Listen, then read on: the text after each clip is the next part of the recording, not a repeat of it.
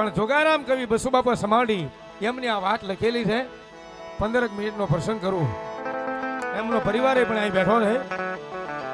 સાહેબ, ભાવનગર જિલ્લાનું ગામ, સિહોર તાલુકાનું ગામ હર અને હખવદરના સીમાડે મારી રામપરા વાળી મેરડી બેઠી છે.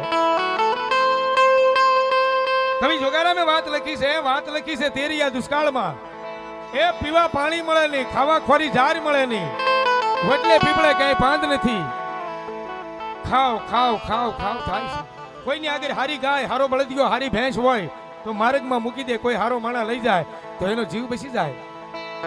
આવા તેરિયા દુષ્કાળમાં કોઈ કોઈનું હગું વાલું નથી રહ્યું. અને તેથી એમ કહેવાય રાતના 12 વાગ્યા છે અને જમોળ જેની અટક જ્ઞાતિ કોળી, દેવુલો જમોળ અને મણીબાઈ બે માણસ પોતાના દેશી મકાનમાં જાગે છે.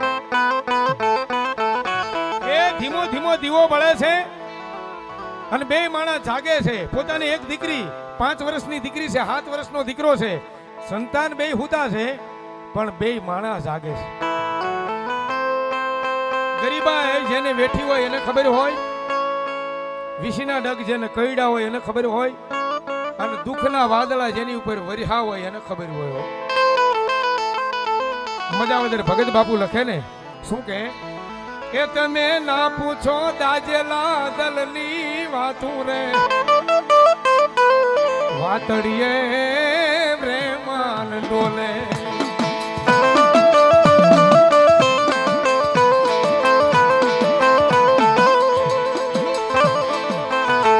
અને મારી વાતડિયું એ ઓલો હિમાલય સાંભળે, તો હિમાલય ઓગળીને હાલે રે, વાતડીએ પ્રેમાન ડોલે. તમે ના પૂછો દાજેલા દલની વાતું, વાતડીએ પ્રેમાન ડોલે. આવી ગરીબાઈ છે, ઘરમાં એક ટકનું અનાજ નથી અને બે માણસ જાગે છે. આડોશી પાડોશીમાં કોઈ ઉસીનું દે એવો સમય નથી. અને સમય તો હારાને ઠપાટ મારે. સમય બલવાન નહીં પુરુષ બલવાન, કાબે અર્જુન લૂંટ્યો, કાં તો વહી ધનુષ ને વહી બાણ. સમય છે ને એ તો આવે ને જાય. હો જગતમાં જાગે કોણ સાહેબ? ઓ સખી, આ જગતમાં નીંદર નો આવે કોને? એક જેને એમ કહેવાય જ્યાદા દીકરી દીકરા હોય ને ઘરમાં એક વ્યક્તિ કમાવા વાળો હોય, આ મહિનાનું લાવે તે ઓલા મહિને પૂરું ન પડે, એક એને નીંદર નો આવે. બીજા એક જેની માથે 10% વ્યાજના સકડા સડતા હોય, એક એને નીંદર નો આવે. ત્રીજા જેની માથે વેર ખટકે ઘણા, ઓ સખી, એક એને નીંદર નો આવે. વેર બાંધ્યા પછી એક પડખે નીંદર નો આવે. હો હા, આમથી આવશે એવું થાય. અને ચોથા વ્યક્તિ વિયોગીને નીંદર નો આવે, વિયોગીને અને પ્રેમીને એને નીંદર નો આવે. આવો અડધી રાતનો બોલો મોરલો, બળતા ને બહુ બાળે, સખી સી મળ્યું યજવાળે. સૈયર શું કરું, સૈયર શું કરું, ઓ સૈયર શું કરું.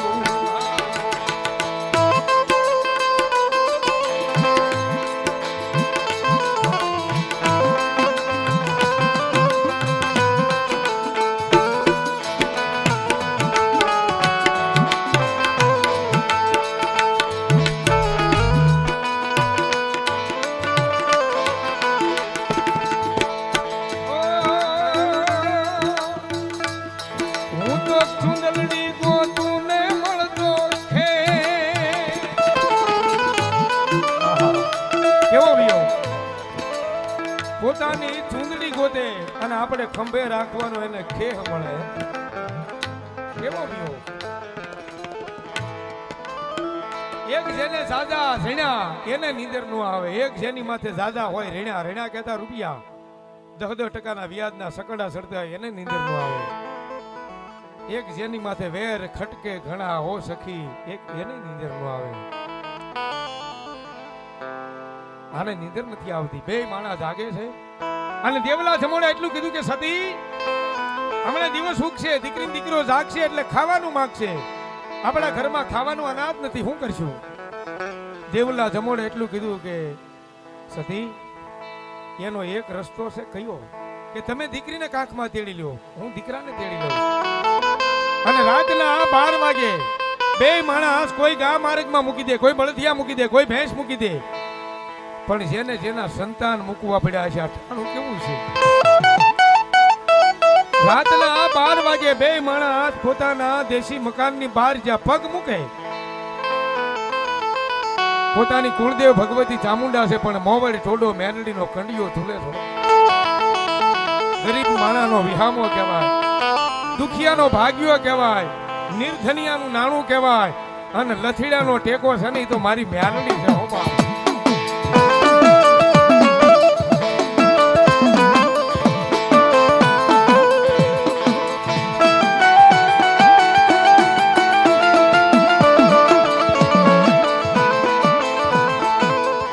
અંધારી રાતની મેઘલી મળી,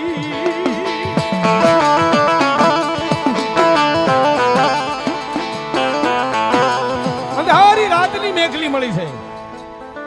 અને બે માણા દીકરી દીકરાને લઈ આપણા ભાવનગર જિલ્લાનું ગામ, શિહોર તાલુકાનું ગામ, એ ડુંગરાના ગાળામાં પડતા આખડતા પડતા આખડતા ખર હકવદરના સીમાડે જે આવે ને, નાના એવા વોકળાના કાંઠે મારી રામપરા વાળી મેરડી બેઠી છો. એની આગળ આવી અને જ્યાં ઉભા રહે ત્યાં તો એમ કહેવાય 4 વાગ્યા છો.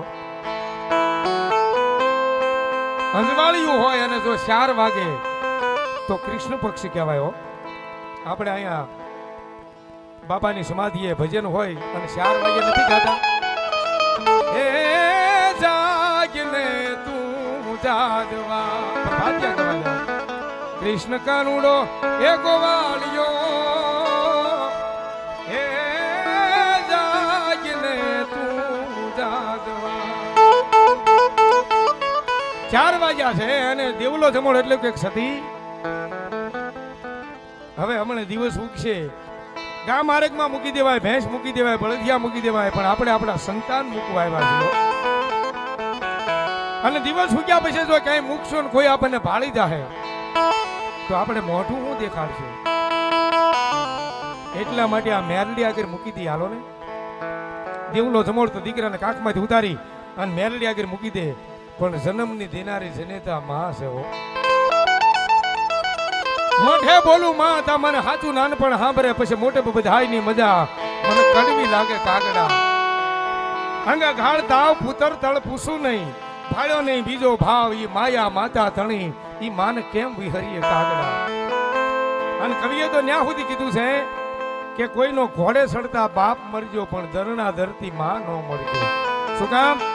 માં છે ઈ કાળી મજૂરી કરી અને પોતાના દીકરાને મોટા કરશે. હો બાપ, માં છે બાપ.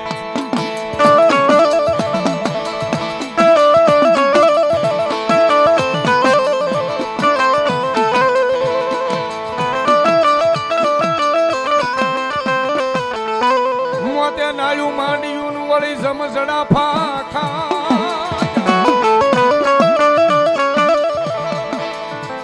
મને મારા સ્વરૂપની ચિંતા થા.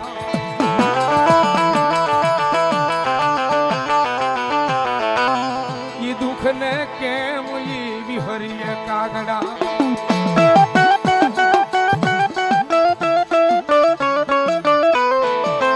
મા માટે કવિએ બહુ લખ્યું છે, બહુ સારા ગીતો પણ આપ્યા છે બાપ. શું કહે છે ખબર? હે મારી જન્મની એ દેનારી માં, મન તારી યાદ બહુ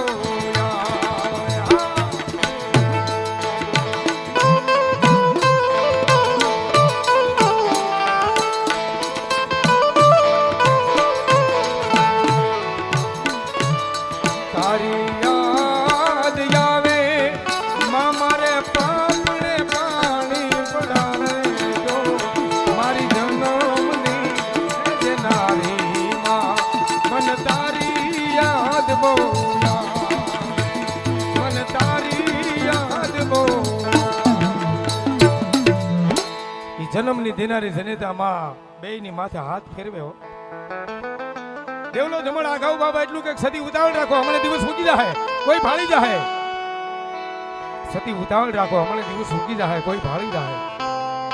માં માથે હાથ ફેરવી અને એક બે ડગલા હાલે વજરનું કાળજું કરી લો, પણ 5 ડગલા હાલે પાછું વળી જોવે, 5 ડગલા હાલે પાછું વળી જોવે.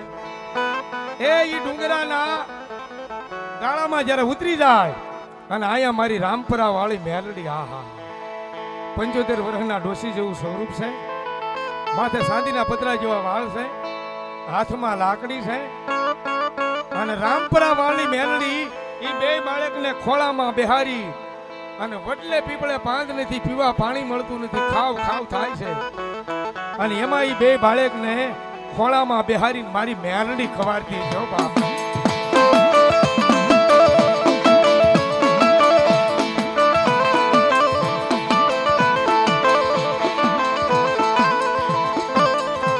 વધુ કરતા વાર લાગે,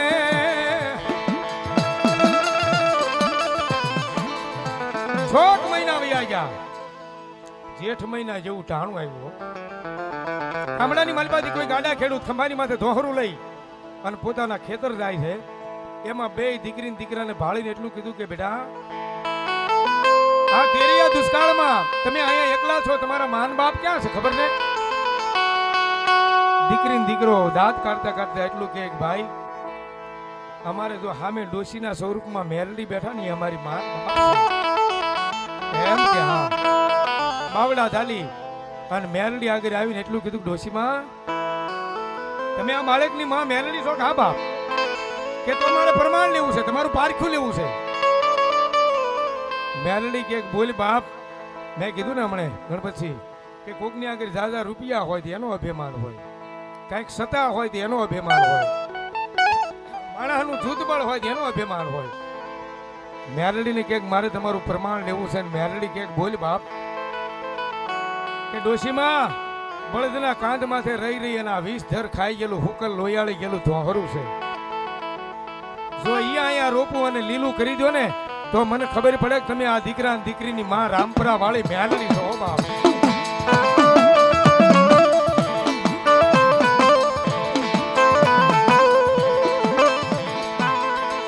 મારી મેલડી કે બોલીને બીજું બોલું ના,